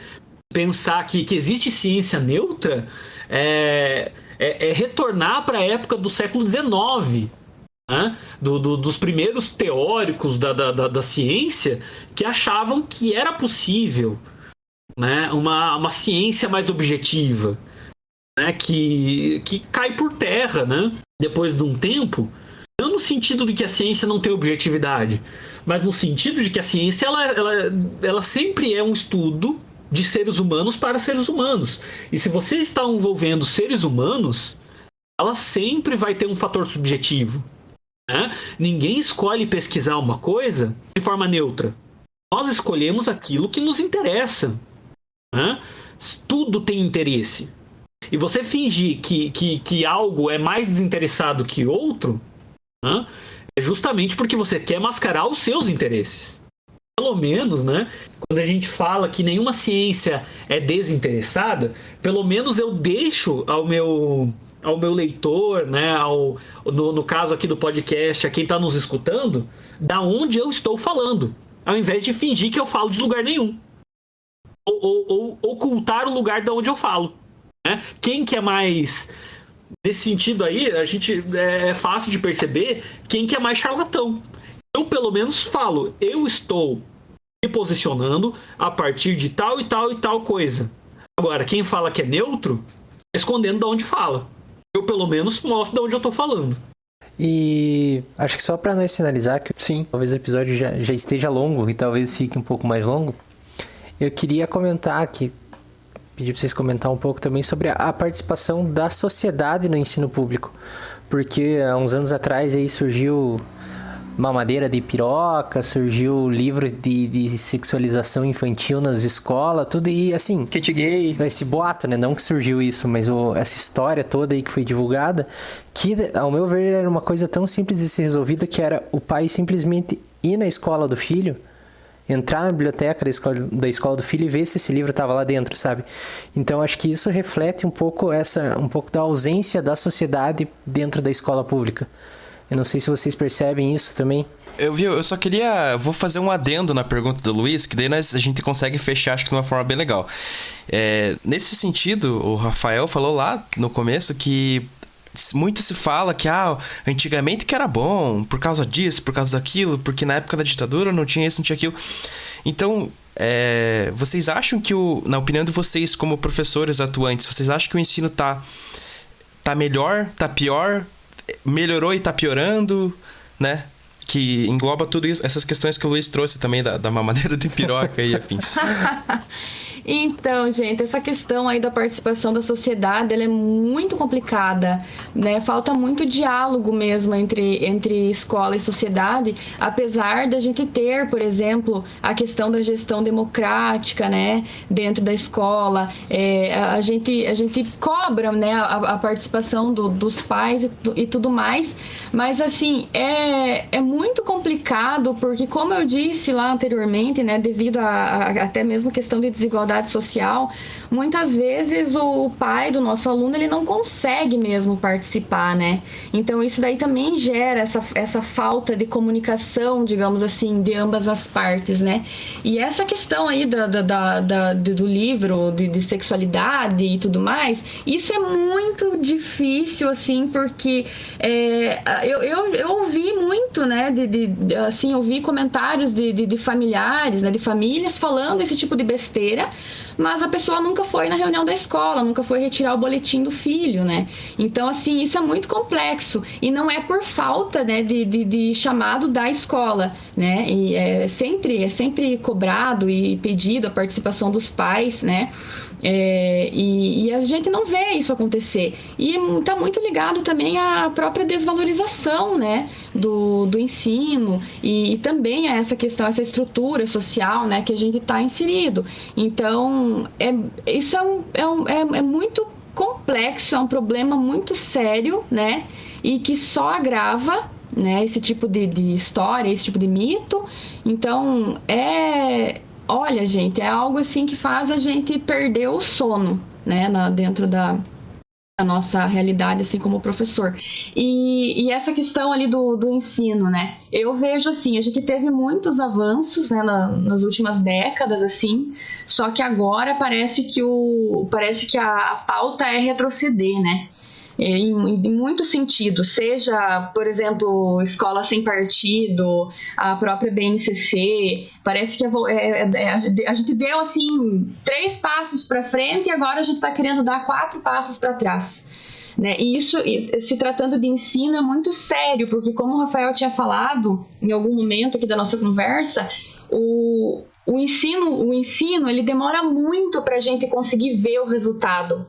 Se a gente fizer um grande investimento hoje na educação pública no Brasil, a gente não vai ver o resultado ano que vem, né? A gente vai ver o resultado para mais de 10 anos, né? Então, assim, a gente demorou tanto para conseguir melhorar algumas coisas e agora, em poucos anos, a gente teve muito retrocesso. Seja ali na questão burocrática mesmo, na questão de legislação, né? Que alterou um monte de coisa, né, no nosso dia a dia. Seja nessas próprias mudanças aí com questão de plano de carreira, de professor, de corte, né? O que são os cortes, né? A lei do teto de gastos. Então, assim, isso tudo acarreta num problema muito sério e que nós vamos pagar muito caro por isso aí nos próximos anos, né? Então, assim, tivemos uma melhora, sim, não era o suficiente, precisávamos avançar muito mais e agora a gente está retrocedendo. Isso daí nós vamos pagar muito caro.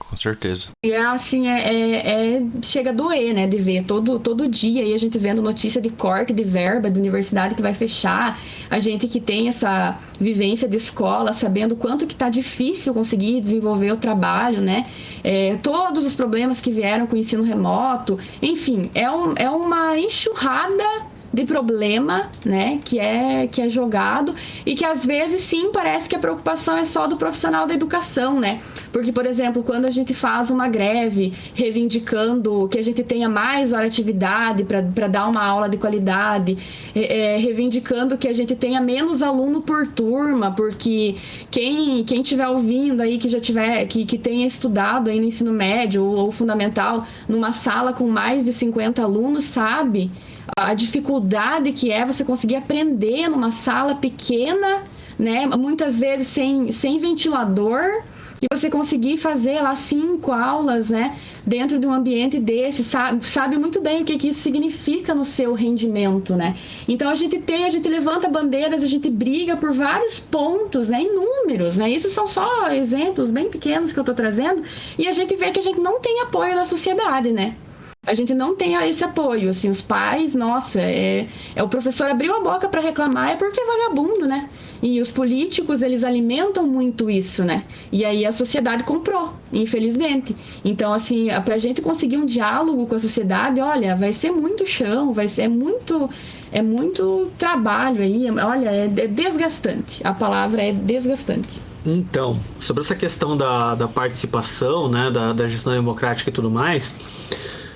a escola, se o Estado trata a escola como um depósito de aluno, não dá para esperar da sociedade um comportamento diferente, né? Porque é igual quando a gente fala sobre vacina do coronavírus. Quando a gente tem um imbecil na presidência negando um problema de saúde pública seríssimo, falando para não usar máscara, não dá para esperar que a população vá se posicionar de outra forma quando ele tem a autoridade máxima do Estado corroborando, né, as maiores maluquices que podem surgir na cabeça de um ser humano, né? A mesma coisa vale para a escola. Se a escola não é levada a sério pelo próprio, se o colégio público não é levado a sério pelo próprio Estado, a gente não pode esperar que a população faça o mesmo, né? Basta a gente perceber como é difícil de fazer. Os diretores de escola que talvez estejam escutando a gente vão saber muito bem dizer como é difícil de compor uma coisa simples como a Associação de Pai e Mestres, né, que é a APMF.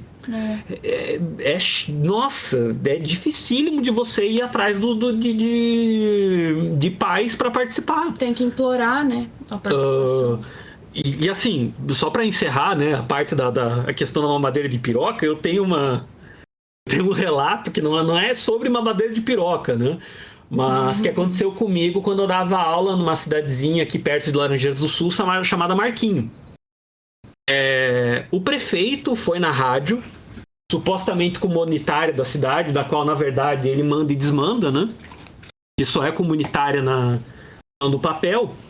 Ele foi falar mal do colégio, né? Se referindo ao professor ou aos professores, não sei, de ensino religioso, que estavam pregando ateísmo ao dar a disciplina, e que se dependesse dele, esses professores ganhariam a conta. Ele falou com essas palavras, meu Deus, na única rádio FM que existe na cidade. Imagina a repercussão de uma coisa dessa, né? Eu inclusive, denunciei ele no Ministério Público. Fiz uma denúncia anônima, mas eu falo, fui eu que fiz. Agora não é mais anônimo. Avisei, inclusive, o núcleo da educação sobre isso. Ele não mencionou nomes, né? Mas ao invés de pegar, por exemplo, o currículo de ensino religioso e ver lá que o ensino religioso não é uma disciplina confessional, sim, se trata sobre você trazer ao aluno conhecimento sobre as diversas religiões que existem, os diversos pontos de vistas de visão de mundo que as religiões trazem, sem valorizar nenhuma, né? sem dar ênfase em nenhuma. Para ele foi considerado ateísmo. né? Ao invés de pegar o livro didático, o livro didático não, os marcos regulatórios do ensino da disciplina de ensino religioso no estado do Paraná, é muito mais fácil dar vazão ao que os votantes, né, a uma meia dúzia de pai votante estava reclamando, né? E outro, de acordo com a gestão democrática, por que esses pais por lei, eles têm o direito de participar na escolha dos conteúdos que vão ser tratados nas reuniões? Exato. Faz parte da gestão democrática. O pai pode, né, auxiliar o professor na escolha dos conteúdos, né? Qual conteúdo dá mais ênfase? É muito mais fácil criticar, né, do que participar do processo de construção, lógico, de algo. Então, assim, eu acho que é importante, né? Eu acho que esse caso... Nossa, eu lembro que eu fiquei furioso quando isso aconteceu, né? Porque, assim, não foi mencionado nomes, mas eu senti que era para mim, para os professores de história, sabe? Porque, normalmente, quem pega a disciplina de ensino religioso são os professores de história, a não ser que você tenha uma pós, né? Uma especialização em ensino religioso. Então, assim, é muito mais fácil, né? Eu alimentar o monstrinho do que olhar embaixo da cama e mostrar que não tem monstro nenhum. Sim, mas não sei se vocês querem pontuar mais alguma coisa. Então, eu tinha comentado dos números, né? Só para dar um exemplo, assim, da rotina corrida de um professor, né? Teve um ano que eu tinha 12 turmas. Dessas 12 turmas eram de ciências e biologia. Ciências a gente tem 3 aulas semanais em cada turma, né? E biologia são 2 aulas semanais. Então, num trimestre, né, somando todas essas turmas e pensando que, em média, eu tivesse 25 alunos por turma, o que geralmente é mais, né, só coloquei um número por baixo, que joguei por baixo. Então, somando a quantidade de alunos, eu teria 300 alunos, né, nesse ano que eu tinha 12 turmas. Aí a gente tem que dar por trimestre 2 provas e 2 trabalhos. Eu, geralmente, quando eu faço trabalhos impressos, eu gosto de fazer para que não tenha aquela enrolação do aluno não copiar e perdeu, enfim, né? E eu não consegui entender a letra, então eu gosto de imprimir as atividades. E eu sempre faço pelo menos 3 páginas para poder fazer exercícios diversos, né, pensando na dificuldade de cada aluno. Então, isso tudo, as 2 provas, os 2 trabalhos em um trimestre, vai me somar 3.600 páginas para corrigir por trimestre. Minha nossa. Fora, né, todos os outros... Fora as recuperações. Isso, fora as recuperações. Porque cada prova e cada trabalho tem recuperação. Isso além da aula, né? Então, assim, além da aula que tem que preparar, além do pai que tem que atender, além do planejamento que tem que entregar, enfim. Né, além do prefeito furioso dizendo porcaria na rádio. Além de outras coisas, tipo assim, louça pra lavar, roupa pra lavar, a vida que você tem que ter além do teu trabalho. Não, tem que buscar no Exato. correio a remessa de mamadeira de piroca, tem que... tipo, mais o tempo que você gasta pra doutrinar, pra você ensinar a doutrinação, né? Tipo, ensinar marxismo na escola, esse tipo de coisa. Nossa, é muito tempo. Comunismo, é isso aí, ensinar o aluno a ser comunista, esquerdista, gaysista, tudo isso daí, né? Então, assim, e aquela coisa, né? A gente tem que lembrar que o professor, ele não parece, mas ele é gente, né? Ele é gente. Não parece, muitas vezes não parece, mas a gente tem também fome, né? A gente também tem que pagar a conta. Também tem que ter seu momento de lazer e descanso. Muito dos materiais diferentes que a gente usa na escola com os nossos alunos são a gente que compra. Exatamente, a gente que compra, sai como se ganhasse muito também, né? Pra tirar do bolso e comprar material a mais. Pois é, então, assim, é bem complicado, né? Eu gosto sempre de passar essas informações, assim, do dia a dia para as pessoas terem um pouco da dimensão, né, do que é. E a gente sempre leva esse trabalho para casa. Não tem. Se você quer, se você tem compromisso mesmo com o teu trabalho, você sempre vai levar trabalho para casa e vai acabar envolvendo ali a tua vida pessoal com o teu trabalho, não tem jeito. Então, assim, é bem... É igual, eu não lembro se foi o Luciano ou se foi o Felipe que falou ali no começo que tem que ter amor mesmo pela coisa, só que, né, amor não paga enche o conta, bucho, a gente né? também precisa de reconhecimento, né? A gente tem que ter reconhecimento. E eu gosto sempre de brincar, eu sempre gosto de falar assim, né, que a gente sai do colégio e a gente é professor, não adianta, a gente, ou seja porque a gente tem trabalho aqui para fazer em casa, ou porque eu tô andando na rua e eu vejo um aluninho e falo, ai, professor! Então, assim, a gente é sempre... Eu gosto de comparar que a gente é igual polícia, só que a diferença é que não pode andar armado. Todo mundo conhece. Porque a gente tá fora da escola, tirou o jaleco, a gente continua sendo professor. O policial, ele tira a farda, ele continua sendo policial. Né? Mas é isso, eu acho que é a profissão, no meu ver, uma das mais importantes que tem, porque é ela que forma qualquer outra profissão, por mais clichê que seja isso que eu falei agora, porque parece o Serginho Groisman no dia do professor falando no programa dele. Mas eu acho que o ensino público é essencial, sem sombra de dúvida, e por mais problemas que ele tenha, por mais... a gente comentou muito problema e tudo, mas teve um momento que a gente falou, que vocês falaram sobre além da importância, essa satisfação de você conseguir fazer que o aluno saia melhor do que quando ele entrou na tua disciplina. Então, eu acho que isso é um papel muito fundamental do professor, ainda mais na rede pública, e eu acho isso sensacional e tem que ser valorizado muito mais do que e... Não sei se vocês querem deixar alguma mensagem final aí. Bebam muita água. Não sei, eu acho que a gente já falou bastante coisa, né? Eu gosto de sempre falar para meus alunos que a gente não pode comparar eles.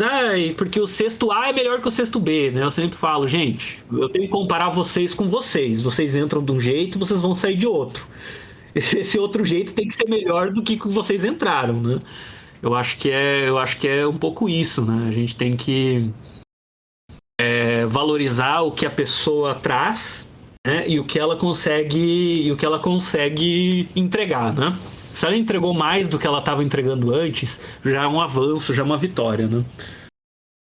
E lembrar sempre, eu sempre falo isso para os meus alunos, que ter sucesso na vida não é só você passar no vestibular e se formar, né, no ensino superior.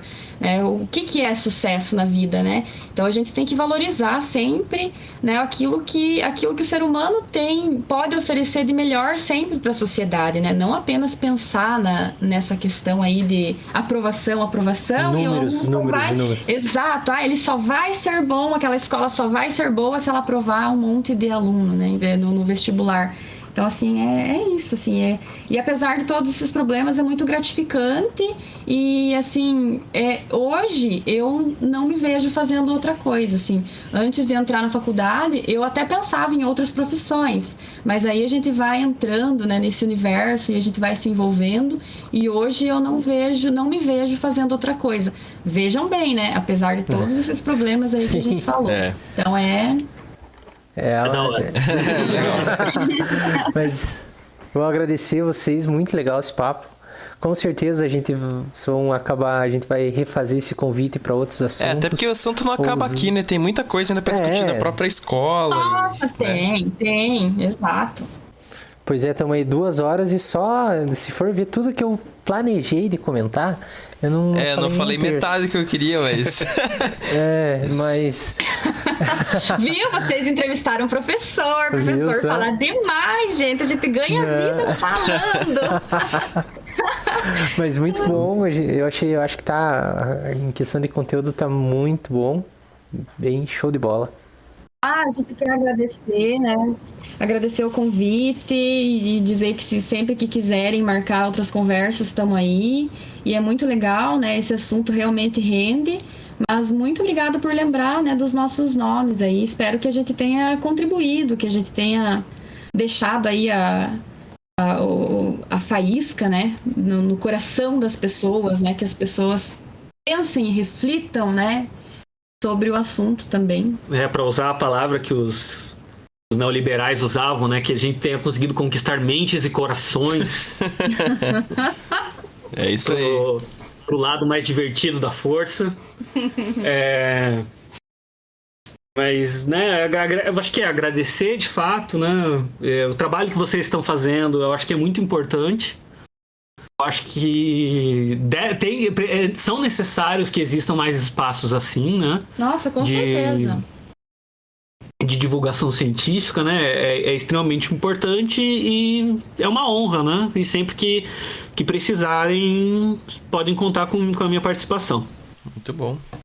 Show de bola, então a gente já tem uma listinha de assuntos ali, que já tem alguns nomeados, alguns ainda nomeados, não nomeados, mas com certeza a gente vai colocar vocês em mais coisas. Usem, mas não abusem, tá? Ainda mais se você não conhece muito bem meu esposo, tá? Não conhece ele pessoalmente. Não. Olha só. Enquanto tá sendo a distância, tá mais tranquilo. Não, a gente vai fazer um episódio sobre doutrinação. Daí a gente quer convidar vocês, que são doutrinadores formados. Nossa, show de bola. Não, daí preparem 4 horas pra gravar. Pra gente sair bem doutrinado mesmo. É isso aí. É isso aí. É um pré-requisito usar calça de couro, porque se for, eu quero. Né? Vou falar de doutrinação e não ter chicote e calça de couro não vale. Olha, eu vi coisas que eu não consigo desver agora. Acho que tá bom. Fechou até daqui 2 semanas, isso aí. Até, galera. Tchau. Tchau. Falou! We don't need no education. We don't need no force control.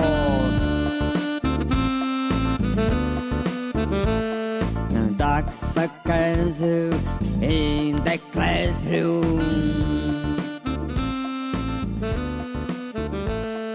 Kids and leave the kids alone.